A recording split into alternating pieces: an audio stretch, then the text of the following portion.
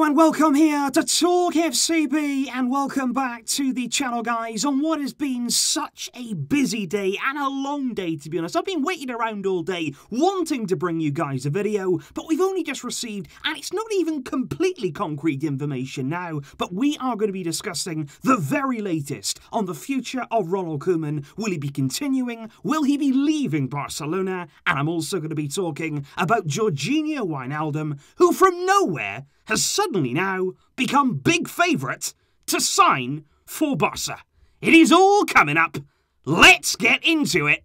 Come on. Because as we know, this was always going to be a very, very big week. Laporta himself has been saying change is coming and we're going to make big decisions, and this is the week in which you're going to start to see them come to fruition. And on Monday evening, it was confirmed that Tuesday would be the day where Laporta and Ronald Koeman came face to face in a meeting. And that, of course, was dubbed there as the meeting that would decide whether Koeman continued at Barcelona for next season. Now, in the morning, at the club's offices, Joan Laporta arrived there along with Mattia Almani, the director of football, and also Rafael Juste, who is the vice president. Also there attending that meeting in the morning was Ronald Koeman's agent, Rob Jansen. But in that meeting in the morning, Ronald Koeman, he was nowhere to be seen. So the club in the morning met solely with Ronald Koeman's agent. That in itself was very, very curious. And it was only until later on then, when a further meeting was scheduled later on in the day, coming in the early evening, towards the night really, Spanish time, when once again Laporta was there, Almani, Juste, and this time Ronald Koeman arrived himself quite a bit later than the others, but he was there again, this time with his agent. Now, up until now, in terms of the club, in terms of Laporta's plans, in terms of exactly what the decision was going to be regarding Koeman, it's all been kept very, very much in-house, very, very close there to the club. Nobody from the outside has been privy there to any information. The media are really struggling to get any sort of leaks from the club, which I think is a good thing, regardless of whether Koeman stays, whether Koeman goes. It's good here that we haven't found out already about that decision from the media. We want to hear from the club directly, and we are still waiting on that confirmation.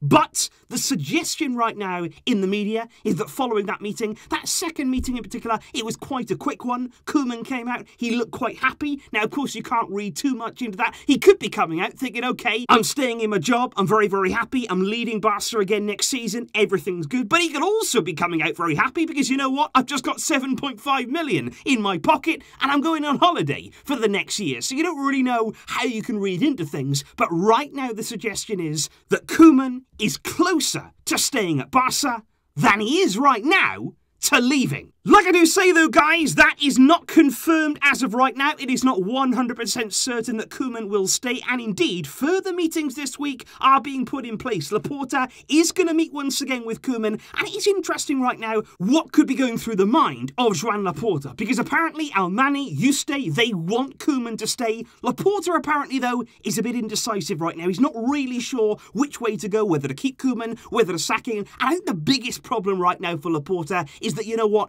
if we do sack Koeman, who comes in? Is it the right time for Xavi Hernandez? Do we bring him in this summer? Do we risk there putting him in a little bit too early? We, of course, were looking at Hansi Flick, but now he's been confirmed as the new German coach, so it's difficult. And Laporta right now, for me, he's buying himself time, but I do believe, looking at the signings, given the fact we're about to talk about Wijnaldum, is this a case of Laporta bringing in the signings that Koeman has been demanding for the past year, bringing in those players that he's been saying, you know what, this is what I need to have the best team to compete at the top level? Is Laporta about to give Koeman everything that he wants to ultimately say, well, go on then. You've had a difficult first season, you've made mistakes, there's no getting around that, but I will give you what you've asked for, and in return, you then have no excuses. Because if we do indeed move on to the topic of Georginio Wijnaldum, as we know, he is out of contract this summer. He's somebody there who's been repeatedly linked with Barca over the past year. Another player, like I say, that Ronald Koeman, from his time with the Netherlands national team, really wanted to bring into the club. But more recently, Wijnaldum there has been linked with a move to Bayern Munich in the past few days, although we don't know really whether that was genuine interest from Bayern, or is it simply the player's agent trying to drum up that interest interest and forced Barça into making their move. But this morning, much to the surprise of the Spanish media, Wijnaldum's agent was spotted there outside of the club's offices. He was there to meet with the club, and indeed, widespread reports say that now Barça will sign Wijnaldum this summer on a 3-year deal until 2024, which I think from all of us there has really gathered a mixed reaction. Because as we know, Wijnaldum has spent there the last 5 years at Liverpool. His time this summer has come to an end, and in general, during his time at Liverpool, he's been a very, very important player for them. He's become a really key player under Jurgen Klopp. They're adding energy from midfield, and of course, as we know only too well, he does get you goals from midfield. Certainly under Koeman of the Netherlands, he's a goal scorer. He can get forward and make those late runs, and of course at Anfield, in Liverpool's comeback against Barça, he scored twice in that game. And Liverpool, by the way, did want to keep Wijnaldum, and even in his final season, when he wasn't really looking to renew, he was still a regular in Jurgen Klopp's side, but his wage demands there were outside of what the club wanted to offer, given that Wijnaldum earns £4.65 million per year at Liverpool, but apparently for Barça, he would be willing to reduce that salary. So for Liverpool, he wanted an increase, but to go to Barça,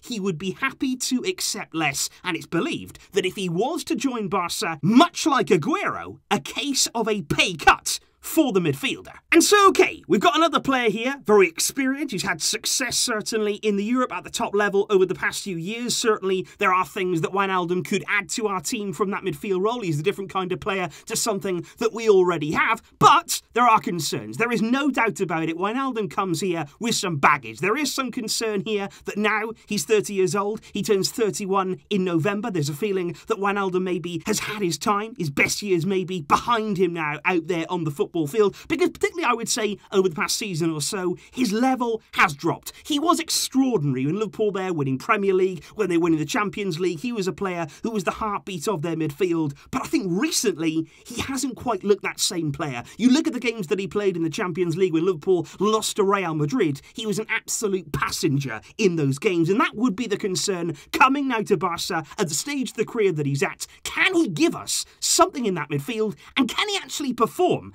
at a consistently high level? But I think above all that, the wages are not too bad. He's going to be arriving on a free transfer. We're not going to be paying any sort of transfer fee. So you would say there, what's the worst that could really happen? You bring this player in, hopefully a number of players are going to be leaving our club this summer, so there is going to be a few spots available there to fill up with this kind of depth. But I think the biggest concern when it comes to Wijnaldum is not the wages. It's not the fact here that he might not be at his best anymore. That's not exactly ideal. But I think the biggest problem is, what would this do to the likes of Ricky Puig, to the likes there of Ilaix Moriba, players who are trying to break into that midfield, who are doing everything in their power to try and get some minutes, and then all of a sudden, we're signing another midfielder. It certainly is there, a smack in the mouth for them. They've been working, they've been hoping, and now bringing somebody in this kind of profile, is that going to hamper them? Is that going to affect their development? And I'm honestly surprised. I didn't expect here Laporta to make this move. Obviously right now, again, it is not confirmed. It's believed to be very, very close. But I think here, bringing in Wijnaldum, if it is to happen, that's probably to say, Koeman, you wanted him, you wanted Memphis Depay, I've got them for you, I am giving you the team that you want. But like I say, then for me, there would be no room for error and absolutely no reason for any excuses. So that right there, guys, is what we know right now when it comes to the future of Koeman, and indeed whether Wijnaldum will end up at Barcelona. Obviously, there are a lot of frustrations right now. I think mostly we want some kind of resolution. I think I would like to know here, one way or the other, is Koeman going to stay? Yes or no? It would be nice if that was resolved rather quickly. But like I say, I do get the feeling here that Laporta is playing for more time. I think he would like to change. In an ideal world, he probably would have made that coaching change. But is there somebody out there? Is it the time for Xavi Hernandez? Could we be considering other targets? Let me know your thoughts in the comments down below, guys. Of course, I will be bringing you all the news exactly as we get it. It's been a long day, but I will see you soon. And until next time, as always, Visca El Barça.